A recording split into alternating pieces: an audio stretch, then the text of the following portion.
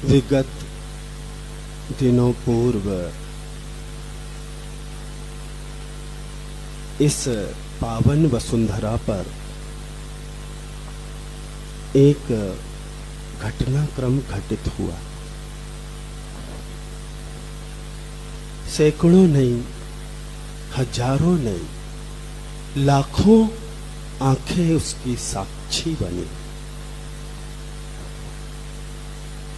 युग बीतते हैं, सृष्टियों में परिवर्तन आते हैं,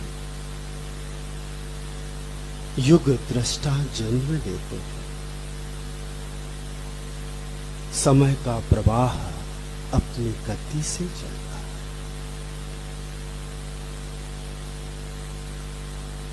आचार्य श्रेष्ठ गुरुवर श्री विद्यासागर जी महामुनिराज, उनका इस पावन वसुंधरा बुंदेलखंड का यह महान तीर्थ, जिसमें विराजित वह अतिशयकारी महान बड़े बाबा का वह चिन्हबिंब, जिसके प्रति आचार्य भगवान की आस्था श्रद्धा किसी से कहने और बताने की आवश्यकता नहीं। आचार्य भगवान जब सन 1975 के दरमियान इस वसुंधरा में उन्होंने जब प्रवेश किया था, 75 बुंदेलखंड में, तो उनके मन में एक जिज्ञासा थी, कैसे होंगे बड़े बाबा। खूब नाम सुना है। भारत के दक्षिण प्रांत में जैनियों के गौरव युग दृष्टा आदिनाथ भगवान के पुत्र कामदेव, जिन्होंने सिद्धत्व को प्राप्त किया, ऐसे भगवान बाहुबली गोमटेश में विराजमान है। 57 फुट उतंग उनकी प्रतिमा। यह भारत का दक्षिणी भाग। इधर भारत के उत्तरी भाग में चले जाएं तो जैनियों का सर्वोच्च तीर्थ सिद्ध भूमि, शाश्वत सिद्ध भूमि, सिद्ध क्षेत्र संवेद शिखर, 57 फुट की परिक्रमा पथ के साथ उस गिरिराज पर उन भव्य मन पुण्य आत्माओं की वह सिद्ध स्थली, और उन दोनों के मध्य में यह बड़े बाबा आदिनाथ कुंडलपुर का क्षेत्र विश्वविख्यात। जब गुरुजी ने यहां पर प्रवेश किया था, उस समय का बुंदेलखंड और उस समय के बुंदेलखंड के क्षेत्र और उस समय का कुंडलपुर, और उसके बाद जैसे जैसे गुरुजी का प्रवास इस क्षेत्र पर हुआ, तो वो कुंडलपुर और वो बुंदेलखंड जिसने देखा हो, महाराज श्री ने बताया कि इस शरीर का जन्म अतिशय क्षेत्र पनागर में हुआ। उसमें भी एक बहुत सुंदर क्षेत्र है जो बस्ती से लगभग 1 किलोमीटर अंदर, बड़ी अनुपम मनोहारी पार्श्वनाथ शांतिनाथ की अतिशयकारी प्रतिमाएं। जितना प्रभावित कुंडलपुर के बड़े बाबा को ने गुरुदेव को किया, मुझे नहीं लगता कि उससे कम भगवान शांतिनाथ और पार्श्वनाथ ने पनागर के गुरुजी को किया। उनकी उस क्षेत्र के प्रति भी, उन प्रतिमाओं के प्रति भी बड़ी आस्था और श्रद्धा थी। उन्होंने अपने 4-5 प्रवास 84, 88, 92, 2004, 2011 उस भूमि को दिए, उस क्षेत्र को दिए। तो आचार्य भगवान की महती कृपा, मैंने उस क्षेत्र को बचपन से देखा है। जो वो क्षेत्र लगभग 1 किलोमीटर दूर नगर बस्ती बाजार से था, उस क्षेत्र की स्थिति मैं सिर्फ आपके सामने रख रहा हूं। ये पूरे बुंदेलखंड के क्षेत्रों की स्थिति थी। 125-150 घर की समाज वहां पर निवासरत है।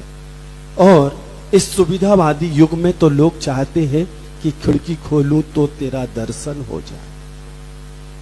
1 किलोमीटर चल के कौन जाए। तो क्षेत्रों की क्या स्थिति थी।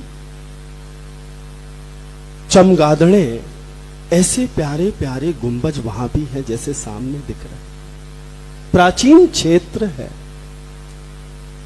चमगादड़े उस पर लटकी रहती थी।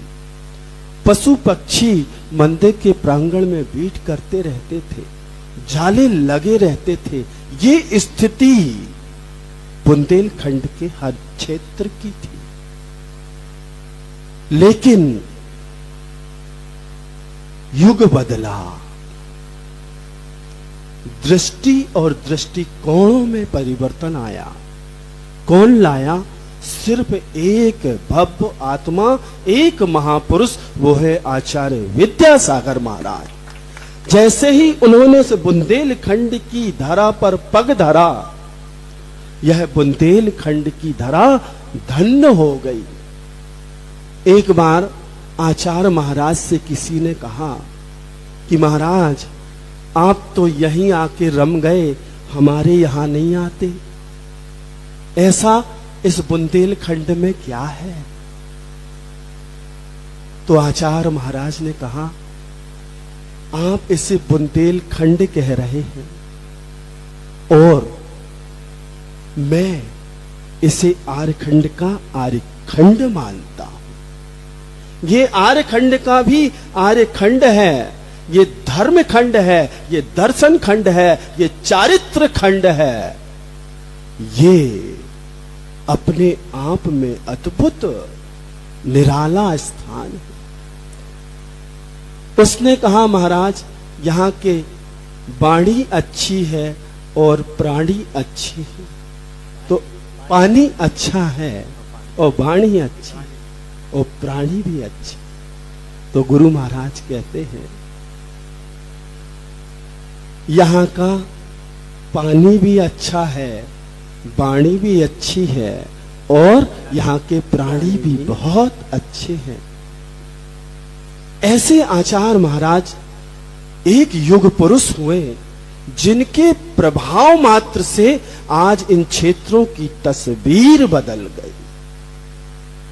आज उस अतिशय क्षेत्र में पूरी समाज प्रतिदिन दर्शन करने जाती है।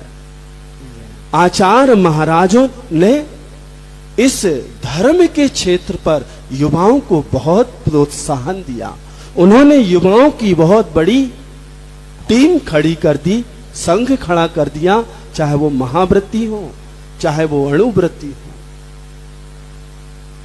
मुनि महाराज हो, आरिका माताएं हो। तो आचार्य महाराज का प्रभाव कि कैसा परिवर्तन आया। गांव गांव में धर्म का प्रवाह। आचार्य महाराज इस कुंडलपुर क्षेत्र से और इस बुंदेलखंड से बहुत अंतरंग से जुड़े थे और उसका सिर्फ एक कारण था कि यहां पर आचरण, चारित्र, उसका अनुपालन निरतिचार होता है। तो आचार्य महाराज के इस संघ में उन्होंने जब दीक्षा देना प्रारंभ की तो सबसे पहले उन्होंने छुल्लक श्री समय सागर जी को मुनि दीक्षा प्रदान की, वो भी बुंदेलखंड। आचार्य विद्यासागर महाराज का मुनि जीवन का, मुनि संघ का जो विस्तार प्रारंभ हुआ वो उनके ही गृहस्थ जीवन में जन्मे अनुज शांतिनाथ जी से प्रारंभ हुआ और आचार्य महाराज ने अपने जीवन में 131 मुनि दीक्षा दी। लघु भ्राता आज ज्येष्ठ है और ज्येष्ठ भ्राता अंतिम मंगलाचरण के रूप में मुनि महाराज के रूप में उत्कृष्ट सागर जी अर्थात अथ और इति अष्टांगे परिवार से। जैन दर्शन में 8 का बहुत महत्व है। 8 कर्म होते हैं और इन 8 कर्मों को नष्ट करके 8 गुणों को प्राप्त करने की सबका उद्देश्य होता है।